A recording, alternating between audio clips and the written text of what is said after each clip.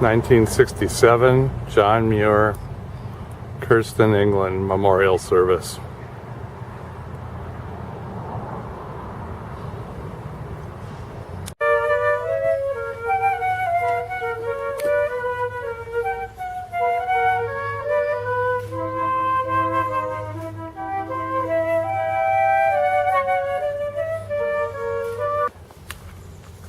It's such a complicated gathering today. We're all so happy to see each other. And we're all so happy that it's not raining. and it's such a devastating anniversary for all of us. And it's such a difficult time. And yet we know that Kirsten and Lisa and teacher Moss Fuji, who three have passed in the last year, we know they'd love it that we were here. We know it. And so I'm waiting for some crack of lightning so that we can get the thumbs up about all of this. It's you couldn't think it. We have what we hope is a lovely commemoration of our hearts opened as wide as they can to send love to all of us so that we can ripple out for the rest of our lives, remembering exactly who we're honoring today and remembering we will never forget Kirsten. Absolutely not. Please know this, England. We love her actively to this day. And what you're going through, we can't really even fathom.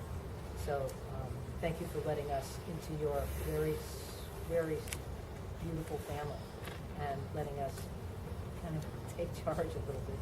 Sorry. We're going to continue. You all have programs, maybe, Vivian? To my old brown hair and to my old blue sky, I now give these last few molecules of I. And you who sing, and you who stand nearby, I do charge you not to cry. Guard well our human chain, watch well you keep it strong, as long as sun will shine. And this our home, keep pure and sweet and green, for now I'm yours, and you are also mine. To my old brown hair and to my old blue sky, I now give these last few molecules of I. And you who sing, and you who stand nearby, I do charge you not to cry.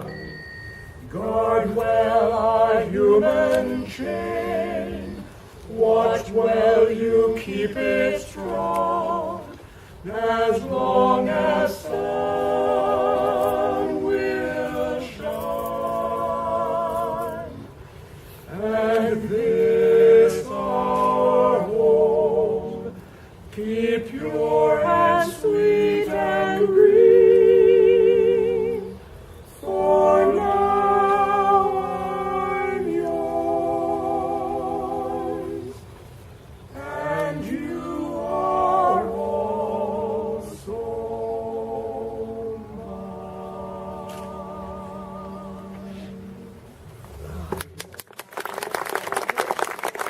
Let's come here together today. And a special thanks to Ken and to Libby for being the driving force for putting this together. Tara, the design work that you did, thank you so much. I also want to thank you for the opportunity that's been given our family to remember Kirsten Elaine Englund. who was taken from us tragically on April 28th of last year. We also remember John Muir classmates that have recently passed away, Lisa Crum Hunter, Ed Shore, and our teacher, Mas Fuji. Kirsten was so jazzed about the John Muir reunion that happened 2 years ago. This is all she would talk about for a couple of weeks. And after a while, I was just getting a little tired. You know?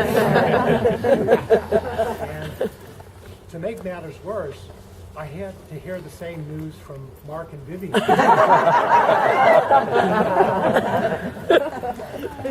But I have to admit, I was a little jealous of your camaraderie. But Kirsten was so delighted to reconnect with her childhood friends, and she talked enthusiastically about what you were doing with your lives.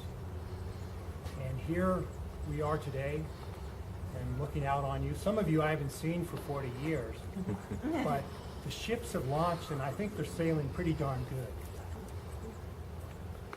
I think this is the right place to have the memorial service because it connects us to our childhood and where we come from. Some of the important lessons in life we learned here at this school and on the playground. I remember the excitement that Mark and my sisters had in making new friends at John Muir, learning to share, talking with each other, working together in our little community. For most of us, it was a time that life opened up new mysteries, discoveries, and spirit of childhood innocence, and with overflowing laughter. I was not in the awesome class of 1967, being 1 year ahead, but I was definitely formed through memories here. I remember those roll-out rugs in Miss Tom's kindergarten. We used to take our naps. And what about Mr. Elmer Vanner's ping pong paddle? I never saw that one. That was for the boys. Yeah, it was strictly for the boys. There's lunch at the benches around the redwood tree or in the cafeteria. That is, if our black lab Gunther didn't break into the cafeteria and ate devour the lunches.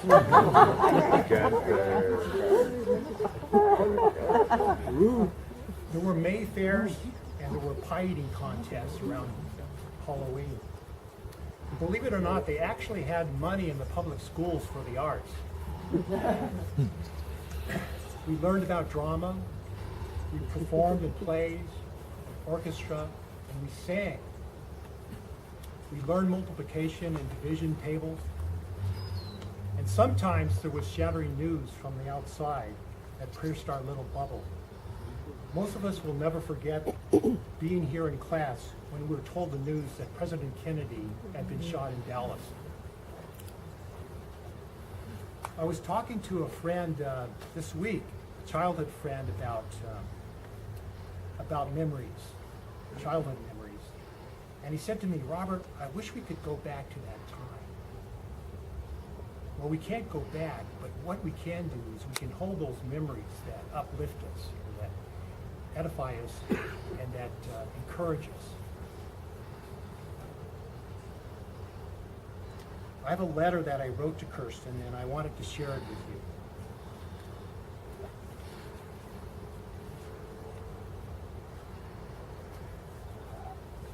Dear Kirsten, it feels like a very long time, but it has only been a year that you have been gone.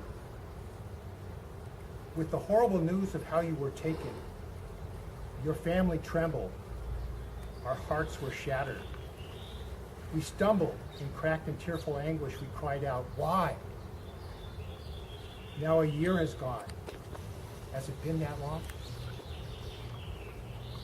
Sometimes in the twilight hours, I call out to you, and you answer me in a dream. I watched you from a childhood memory in play, a playground full of wild and delightful happy children, playing together in such sublime harmony. You're running here and there in your pigtails, skipping rope and swinging wildly on those jungle bar hoops. Today, your family and childhood friends are gathered here. They remember your name and who you were. They played with you at this school, and this gives me comfort. Sleep well, dear sister. Rest in peace. We will never forget you. And believe in the hope that one day all our tears will be taken from us. Love, Robert. Beautiful. Wow. I don't know what to say now, but luckily I have a prepared statement. So I'm just going to read it. I hope you don't mind. But that was really nice, Rob. Thank you. I just want to say hello to everybody and thank each and every one of you for being here, and it means so much to my sister Kirsten. I use the present tense because Kirsten is here with us today. I feel her presence. She's not here in the physical realm, but in the spiritual one. I know she is.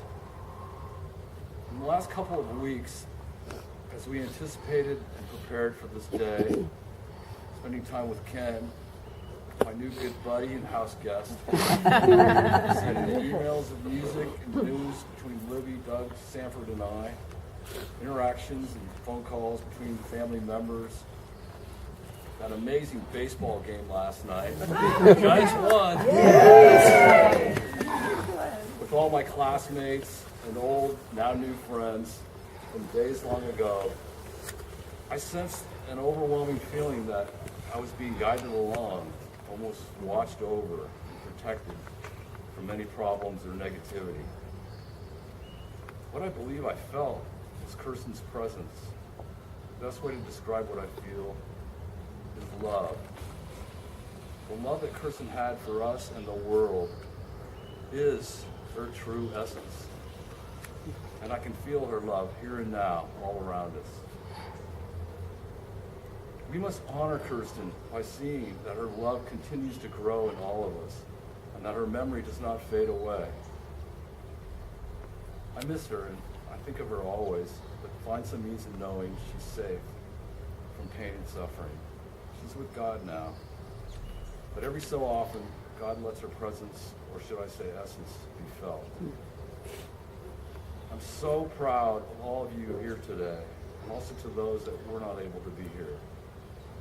I hope we can stay together until the end of time, as though those that had the joy of knowing such a beautiful soul as Kirsten.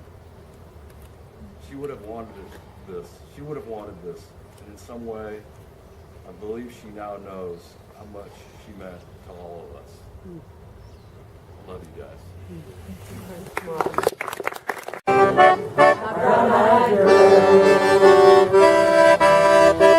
You, my brother girl. Whatever happened to Tuesdays and so slow, going down your mind with a transistor radio, standing in the sunlight laughing, hiding behind a rainbow's wall, slipping and sliding all along the waterfall with you.